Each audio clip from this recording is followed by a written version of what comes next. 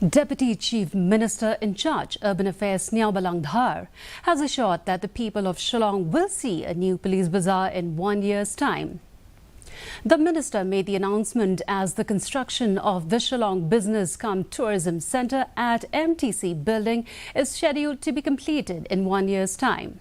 According to Dhar, the project is being implemented under Shillong Smart City at a cost of Rs 216 crores.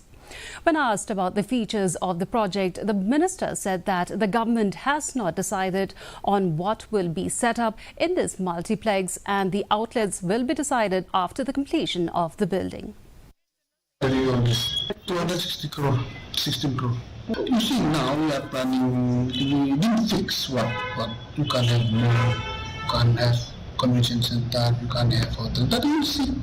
After completion, the person going to go to decide. Deputy Chief Minister